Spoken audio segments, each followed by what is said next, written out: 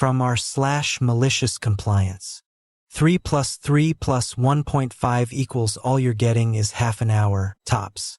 Years ago, one of my employer's clients decided to set up a new office in Fort Wayne, Indiana, and I was chosen to spend 3 weeks there setting up the new space. Also chosen for the job was a guy from another division's Chicago office, Dave. I'd never worked with Dave before, but from the start I didn't like him much. He was never less than 15 minutes late. He lumbered like a zombie, and I caught him dozing off more than a few times during the first week on site. Still, he was the closest thing I had to a friend in Fort Wayne, so I invited him out to the bar on Friday for all the company-funded booze we could drink. "I wish," he says.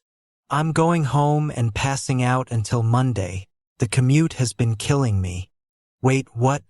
It seems Dave's boss had been a dick, and instead of paying for a plane ticket, hotel, and rental car like my boss had, he'd instructed Dave to drive from Chicago almost 3 hours away.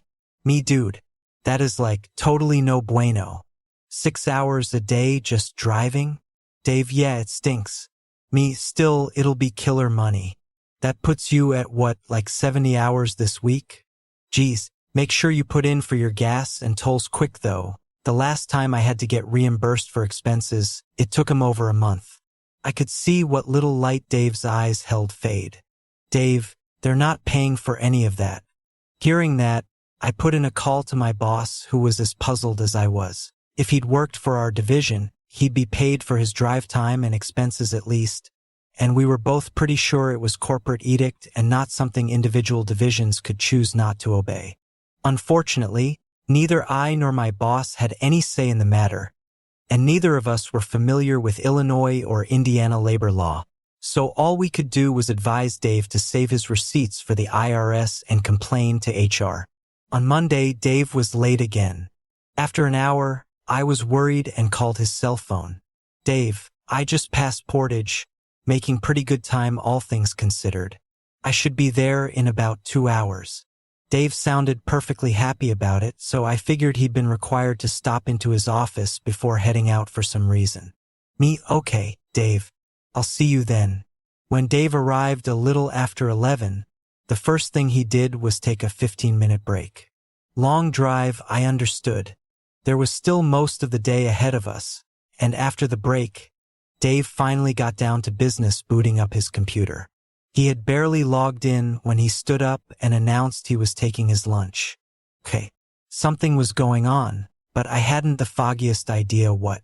After lunch, Dave finally got around to some work, putting in a good 20 minutes reading email before stopping by to see me. "Dave, I'm gonna take my second 15 now, then I'm heading home." Me, what? Dave, grinning like a nut. "Don't worry, I spoke to HR over the weekend." I didn't see Dave on Tuesday. His cell phone was going unanswered, and neither my boss nor I had any luck finding out why. We didn't try hard, not our zoo and not our monkey, after all. Ditto for Wednesday, but whatever, he's probably just sick. And then on Thursday, I see Dave, before work, at the hotel breakfast buffet. Me, Dave, I was getting worried when you were no-show the last 2 days. Dave laughed a little, and after we'd piled our plates with bad scrambled eggs and burned sausage, he told me a story. On Monday, the client noticed him coming in late, doing no work, and leaving early, and called our company to complain. Dave, in turn, was called into a disciplinary meeting with his boss and local HR, who were prepared to terminate him for putting in 32 hours of unearned overtime the previous week and not working at all the day before. Dave said they were serious, too. One of the guys from building security interrupted the meeting to deliver a box containing the personal effects from his desk. Dave had an ace, though. Well, 3 aces. An email from his boss instructing him to drive to Fort Wayne every day at his own expense as a change in work location. 1. An email from corporate HR telling him that while he wasn't required to work overtime, he was required to report any overtime worked, including driving to or from a client. 2. And a page from his division's employee manual. 3. Which covered paid breaks off-site. He then informed them that he was not working any more overtime, and after 3 hours driving in, 1.5 hours of breaks, and 3 hours home, It left him with just a half an hour a day to do actual work.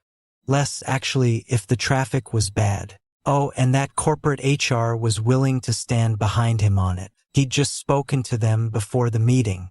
Dave, it took them about 3 seconds to realize they were screwed, and well, here I am, back in action.